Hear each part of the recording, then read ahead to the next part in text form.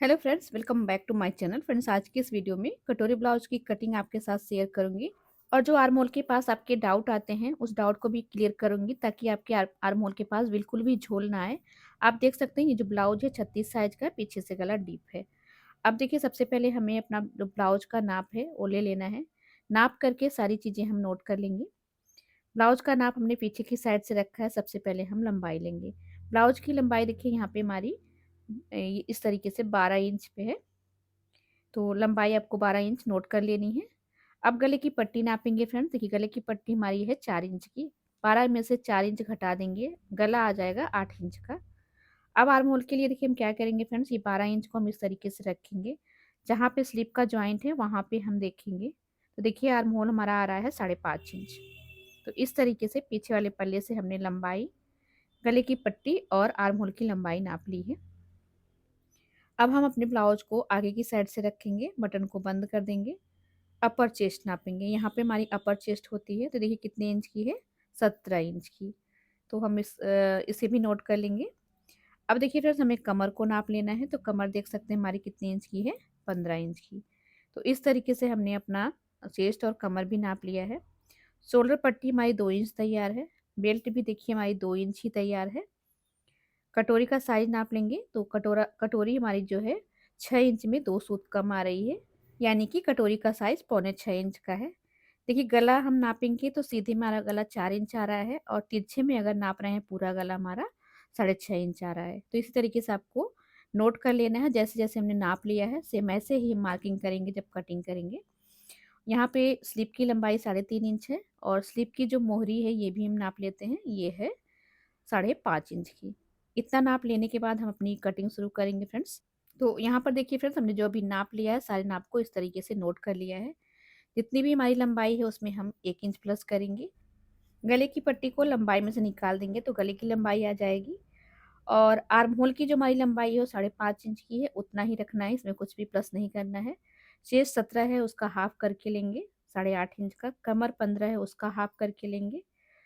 आगे का गला 6.5 इंच का है। बेल्ट 2 इंच की है और कटोरी हमारी 6.25 इंच की है। स्लिप की लंबाई 3.5 इंच है और मोहरी जो है 5.5 इंच है। तो सारी चीज़ें हमने नोट कर ली है।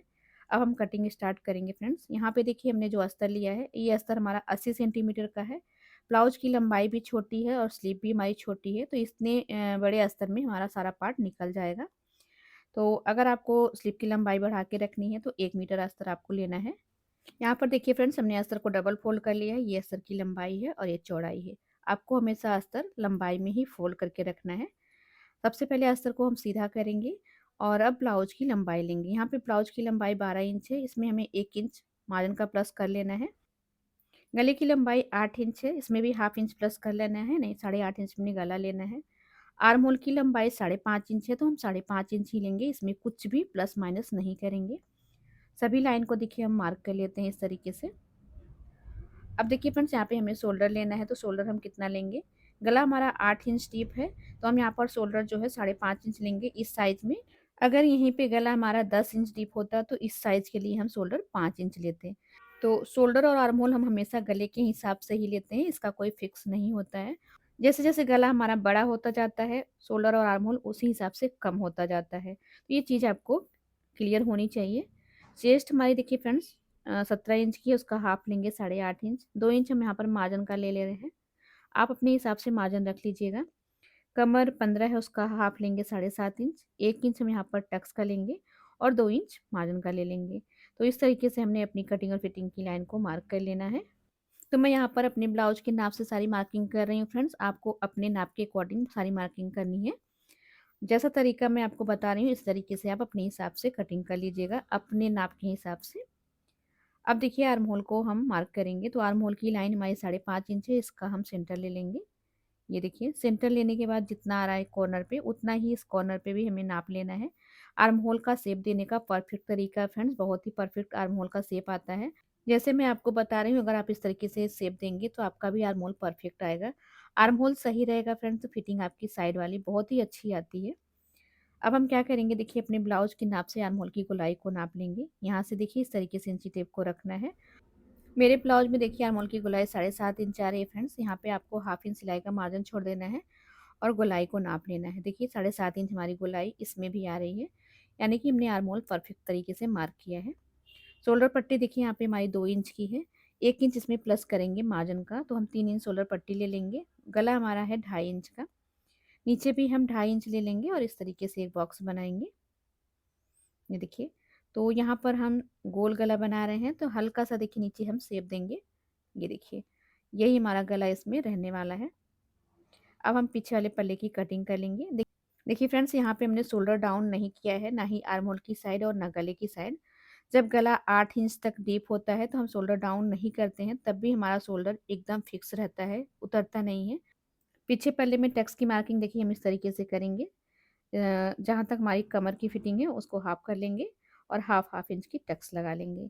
ये देखिए, अब हम इसी पीछे वाले पल्ले को रख के आगे वाला पल्ला भी कटिंग करेंगे। फ्रेंड्स, सबसे पहले हमें 1/2 इंच चौड़ाई की पट्टी के लिए ले लेना है, आपको भी इस तरीके से लेना है।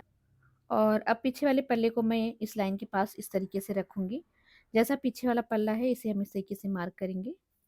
सेम इस तरीके से आपको भी करना है, कोई भी साइज आपका है, जैसे मैं आपको मार्किंग बता रही हूँ आपको भी इस तरीके से करना है। फ्रेंड्स, ब्लाउज हर तरह से परफेक्ट बनेगा।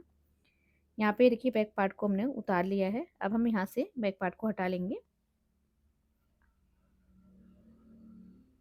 अब देखिए फ्रेंड्स, सबसे पहले हम शोल्डर और आर्म होल की मार्किंग करेंगे। 5.5 इंच शोल्डर है, 5.5 इंच शोल्डर हम यहाँ पर भी नाप लेंगे और लाइन को सीधा कर लेंगे।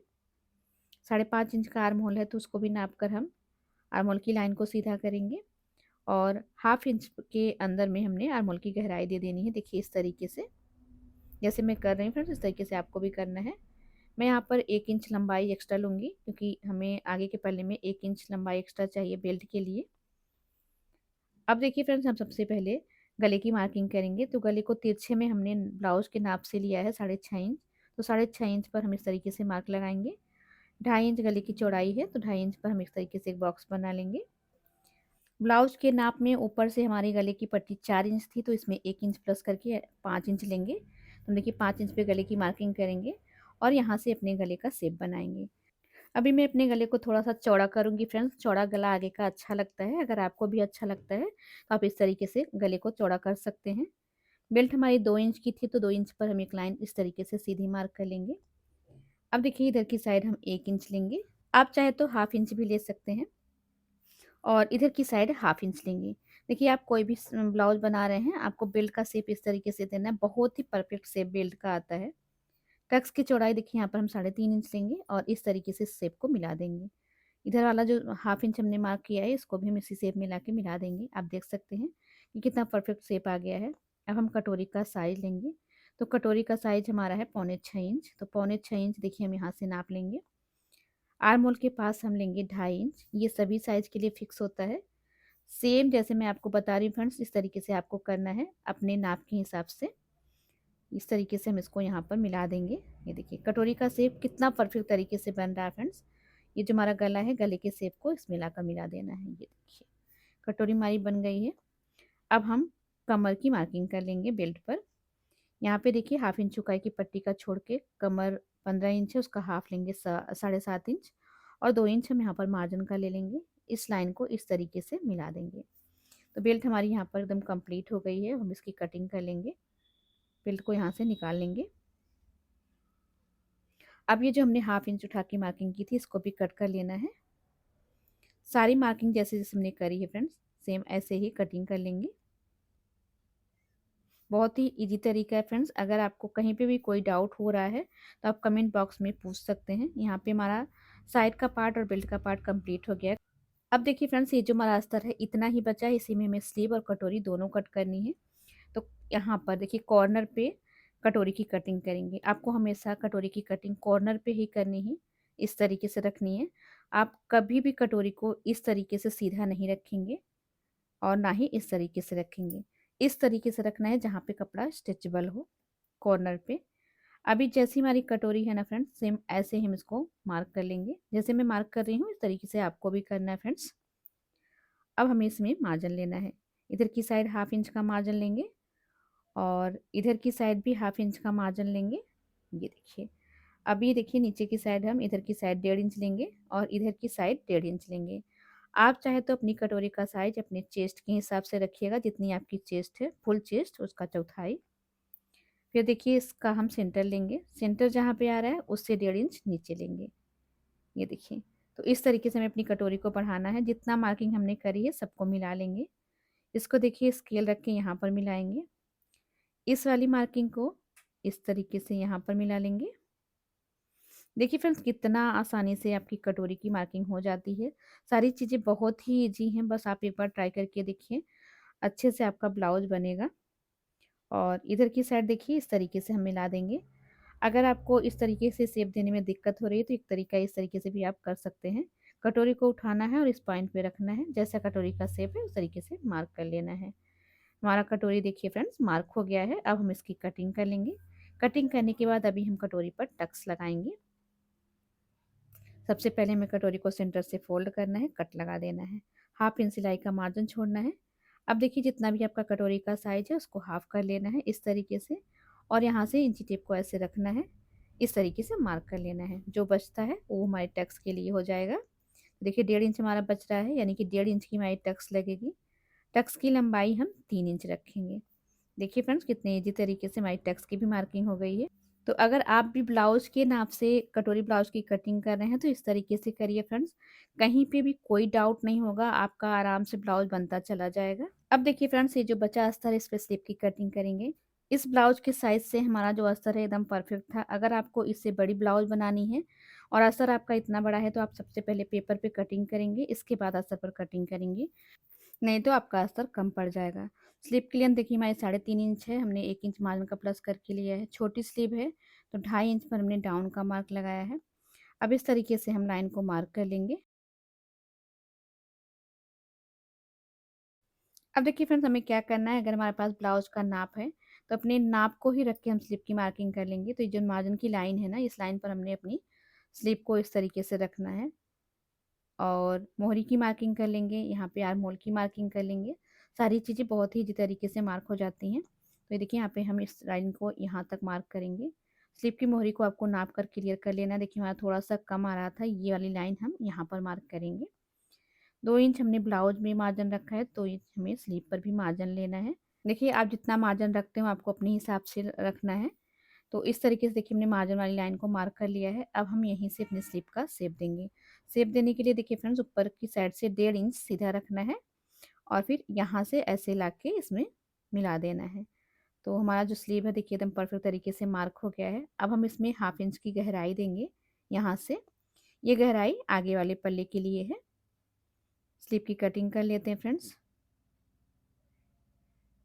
ये देखिए अभी हमने क्या करना है, सेंटर पे कट लगाना है और दोनों स्लीव देखिए हमारी एकदम परफेक्ट तरीके से हो आ गई है फ्रेंड। हल्का सा यहाँ पे कपड़ा कम पड़ रहा है, कोई बात नहीं है, वहाँ पे हम जॉइंट लगा लेंगे। तो सारी कटिंग हमने कंप्लीट कर ली फ्रेंड्स। अस्तर और कपड़े को भी हमने एक साथ जॉइंट कर लिया है, जो भी कपड़ा एक्स्ट्रा था उसे कट कर दिया है। अस्तर और कपड़े को एक साथ जॉइंट करने के बाद फ्रेंड्स आपको दोनों पार्ट को बराबर से नाप नाप कर रखना है। इससे हमारा ब्लाउज एकदम परफेक्ट आएगा, क्योंकि अस्तर बैठाते समय थोड़ा बहुत कपड़ा इधर खिंचता है तो छोटा बड़ा हो जाता है, तो आपको इस तरीके से नाप लेना है। देखिए पीछे वाले पल्ले को हमने कंप्लीट कर लिया है फ्रेंड्स। अब हम सबसे पहले यहाँ पे आपका डाउट क्लियर करेंगे। आपके बहुत सारे कमेंट आते हैं फ्रेंड्स कि आपका आगे पीछे का आर्म होल बराबर नहीं बैठता है। तो आपको क्या करना है, आगे का पल्ला सिलने से पहले इस तरीके से आर्म होल वाला भाग जो है उसको एक दूसरे के ऊपर ऐसे रख लेना है। अगर साइड से भी थोड़ा बहुत बढ़ रहा है तो आप उसको कटिंग कर दीजिए। शोल्डर के साइड से अगर बढ़ रहा है कोई भी पार्ट तो आप उसको कटिंग कर दीजिए। देखिए इस तरीके से आपको पहले बराबर कर लेना है, इसके बाद ही सिलाई शुरू करनी है। तो आपको सिलाई करते समय कोई दिक्कत नहीं आएगी। अब चलिए मैं आपको आर्म होल की गोलाई भी नाप कर दिखा देती हूँ। यहाँ पे देखिए फ्रेंड्स हमने स्लीव को कंप्लीट कर लिया है। ये देखिए इस तरीके से सिलाई का मार्जिन छोड़ के यहाँ से हम स्लीव को नापेंगे।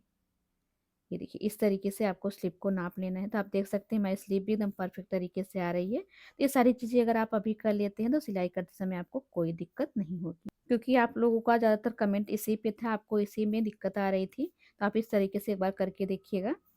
अब हम सबसे पहले देखिए फ्रेंड्स यहाँ पर टक्स की सिलाई कर लेंगे। जो भी मार्किंग हमने करी है उसी के हिसाब से टक्स की सिलाई करनी है। सिलाई को डबल कर लेना है और ½ इंच का मार्जिन छोड़ के टक्स का एक्स्ट्रा कपड़ा कट कर देना है।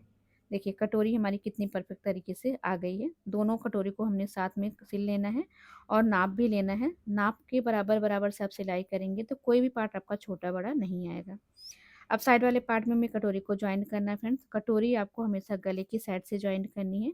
दोनों पार्ट को बराबर से रख के सिलना है और जितना आपने मार्जिन लिया है मार्जिन के हिसाब से ये सिलना है। हमारी कटोरी देखिए फ्रेंड्स बराबर से आ गई है। यहाँ पे हम सिलाई को डबल कर लेंगे। अगर आपकी कटोरी बड़ी हो रही है फ्रेंड्स, आप यहाँ से इस कटोरी को कट कर दीजिएगा। कटोरी छोटी नहीं पड़नी चाहिए, बड़ी हो जाएगी तो आप कट कर सकते हैं। दोनों पार्ट में हमने कटोरी को जॉइन कर लिया है फ्रेंड्स। अब इस पर हम बेल्ट लगाएंगे। तो बेल्ट में देखिए एक का अस्तर हमने कपड़े के साथ जॉइन किया है, एक का अस्तर हम सिलकर पलटेंगे। यहाँ पे इस तरीके से हमने कपड़े को सीधी साइड से रख कर उसके ऊपर अस्तर रख के बेल्ट की सिलाई कर लेनी है। तो यहाँ पे देखिए हमने बेल्ट को इस तरीके से सिल लिया है फ्रेंड्स। अब हम अपनी कटोरी में इस बेल्ट को जॉइन करेंगे। जो भी कपड़ा आपका एक्स्ट्रा दिख रहा है आप उसको कट कर दीजिएगा। देखिए बेल्ट को इस तरीके से रख के आपको देख लेना है। तो अगर आपका बेल्ट जब बड़ा हो रहा है तो आप टक्स में थोड़ा-सा और सिलाई में दबा सकते हैं और छोटा हो रहा है तो टक्स की सिलाई को खोल भी सकते हैं। और अब देखिए हमने बेल्ट को सीधी साइड से रखना है और इसके ऊपर अपना ये कटोरी वाला पार्ट रखना है और जो जॉइंट की सिलाई है उसे बाहर की साइड कर देना है। टक्स की सिलाई को इस तरीके से फ़ोल्ड कर देना है और बेल्ट को सिल लेना है। देखिए हमारा बेल्ट एकदम परफेक्ट तरीके से आ गया है फ्रेंड्स। अब हम क्या करेंगे, इसको इस तरीके से रोल करेंगे। रोल करने के बाद बेल्ट को दूसरी वाली बेल्ट को इस तरीके से इस बेल्ट के साथ पकड़ेंगे और फिर जो सिलाई हम चला रहे हैं फ्रेंड्स, ये वाली सिलाई आपको उसी सिलाई पर चलानी है, बिल्कुल भी ऊपर नीचे नहीं आनी चाहिए। और बेल्ट को हम पलट करके निकाल लेंगे। देखिए इस तरीके से एक अच्छी सी फिनिशिंग आ जाती है, सिलाई जो है अंदर चली जाती है। अगर आप इंटरलॉक कर रहे हैं तो आप सिंपल तरीके से भी सिल सकते हैं। इंटरलॉक नहीं कर रहे हैं तो आप इस तरीके से सिलिए, इंटरलॉक करने की ज़रूरत नहीं पड़ेगी। तो हमने यहाँ पे देखिए दोनों में बेल्ट को जॉइन कर लिया है फ्रेंड्स। ये जो हमारा ब्लाउज है बटन का ब्लाउज है, तो इस साइड हम जो है अस्तर की पट्टी लगाएंगे जिसमें कि हम काज बनाते हैं। तो देखिए पट्टी को ऊपर से सिल के हमने एक एक बार पलट करके अस्तर की साइड सिल देना है। इसके बाद पट्टी को देखिए नीचे से हम पलट देंगे, ये देखिए फोल्ड करके। तो ये हमने हुक यानी कि काज वाली पट्टी लगा ली है। दूसरी साइड हम बटन वाली पट्टी लगाएंगे, इसमें हमने कपड़े को भी अस्तर के साथ जॉइन किया है। अब देखिए इस पट्टी को हम नीचे की साइड से रख के सिलेंगे और अब हम इस पट्टी को पहले देखिए इस तरीके से फोल्ड करेंगे, ये देखिए नीचे से। और एक बार हमने इस तरीके से फोल्ड करना है, एक बार फिर फोल्ड कर देना है। तो ये हमारी बटन पट्टी हो जाएगी जिसमें हम बटन लगाएंगे। तो आप देख सकते हैं फ्रेंड्स इस तरीके से फिनिशिंग से हमने हुकाई की पट्टी लगा ली है। अब हम क्या करेंगे, दोनों पार्ट को नाप लेंगे, दोनों को एक साथ रख के नापेंगे। तो हमारी देखिए दोनों पट्टी बराबर से आ रही है फ्रेंड्स। गले का शेप भी एकदम परफेक्ट है। अगर आपको शेप थोड़ा बहुत ऊपर नीचे लग रहा है तो आप शेप को बना सकते हैं। दोनों पार्ट को हम बराबर से रख के नाप लेंगे क्योंकि नाप नाप कर अगर आप सिलाई करते हैं फ्रेंड्स ना, तो आपका ब्लाउज कहीं से भी छोटा बड़ा नहीं होगा और ना ही फिटिंग लगाने में दिक्कत होगी। इस तरीके से देखिए हमने दोनों साइड से इसको बराबर से रख लेना है। इसके बाद हम सीधी साइड से एकदम किनारे पर सिलाई लगाएंगे। फिर पलट करके हमने उल्टी साइड से हाफ इंच की मार्जिन पर सिलाई लगानी है। इससे हमारी जो सिलाई के धागे वगैरह हैं वो अंदर चले जाएंगे। अब स्लीव को जॉइन करेंगे, इससे पहले हमें शोल्डर पर जो कपड़ा एक्स्ट्रा दिख रहा है उसको कट कर लेना है, बराबर कर लेना है। स्लीव की जो गहराई का पार्ट है वो आगे वाले पल्ले में रखेंगे। अब जो स्लीव का सेंटर है वो शोल्डर के सेंटर पे इस तरीके से मिला करके हम स्लीव को जॉइन कर लेंगे। इस वीडियो में हमने आपको पूरी सिलाई और कटिंग बता दी है फ्रेंड्स, बस थोड़ा सा वीडियो स्पीड में है। अगर फिर भी आपको कहीं पे डाउट हो रहा है कोई भी, तो आप कमेंट बॉक्स में पूछ सकते हैं। अगर आप बिगिनर हैं फ्रेंड्स तो आपको हमेशा स्लिप जो है शोल्डर के सेंटर से ज्वाइन करना शुरू करना है। स्लिप की सिलाई को हम डबल कर लेंगे और इस तरीके से हमारी स्लीव देखिए लग के कंप्लीट हो गई फ्रेंड्स। सेम ऐसे ही दूसरी साइड भी हम स्लीव को लगा लेंगे। अब हम इस पर फिटिंग लगाएंगे। फिटिंग लगाने के लिए फ्रेंड देखिए हमने पीछे वाले पल्ले का इस तरीके से सेंटर ले लेना है। फिटिंग लगाने का बहुत ही आसान तरीका है फ्रेंड्स। मैं इस तरीके से लगाती हूँ, आप भी इस तरीके से लगा सकते हैं, बहुत ही आसान है ये। देखिए आगे के पल्ले का सेंटर पीछे के पल्ले के सेंटर पे रखना है और इस तरीके से दोनों जॉइंट स्लिप का मिलाना है और किनारे की सिलाई लगा लेनी है। इससे हमारी फिटिंग की सिलाई बहुत ही फिनिशिंग के साथ आती है। सारे धागे वगैरह अंदर हो जाते हैं, यानी कि अंडर पैकिंग सिलाई हम यहाँ पर कर रहे हैं। अगर आप इंटरलॉक कर रहे हैं तो कोई बात नहीं है, अगर इंटरलॉक नहीं कर रहे हैं तो आप इस तरीके से सिलाई करिएगा। अब देखिए हमने जो पीछे वाले पल्ले पर सेंटर पे मार्किंग करी थी, यहाँ से कमर की नाप ले लेंगे 7.5 इंच। चेस्ट के पास देखिए यहाँ पे मार्किंग लगी हुई है, यहीं पे हम सिलाई करेंगे। स्लिप की मोहरी हम इस तरीके से नाप लेंगे, ये देखिए। तो फिटिंग भी देखिए कितने आसानी से लग जाती है फ्रेंड्स, आपको कहीं पे भी कोई दिक्कत नहीं होगी। और आपको ध्यान रखना है, फिटिंग की सिलाई आपको हमेशा सीधी ही लगानी है। सीधी सिलाई रहेगी तो फिटिंग आपकी साइड की एकदम बराबर से परफेक्ट आएगी। फिटिंग की सिलाई हम 2-3 लगा लेंगे फ्रेंड्स। सेम ऐसे ही दूसरी साइड की भी फिटिंग लगा के हम इसे कंप्लीट कर लेंगे। ब्लाउज को सीधा करेंगे। यहाँ पे देखिए फ्रेंड्स, स्लिप का जॉइंट भी हमारा एकदम बराबर से मिल रहा है, ऊपर नीचे बिल्कुल भी नहीं आया है। तो इसी तरीके से आप सिलाई करें, ब्लाउज परफेक्ट बनेगा। यहाँ पे हमने देखिए पाइपिंग भी लगा के कंप्लीट कर लिया है फ्रेंड्स। हमारा ब्लाउज जो है बनके कंप्लीट हो गया है, ये इसका फाइनल लुक है। आपको आज का वीडियो कैसा लगा कमेंट करके ज़रूर बताइएगा। वीडियो अच्छा लगा हो फ्रेंड्स तो वीडियो को लाइक और शेयर ज़रूर करिएगा। चैनल को अभी तक सब्सक्राइब नहीं किया, सब्सक्राइब कर लीजिएगा। Thank you.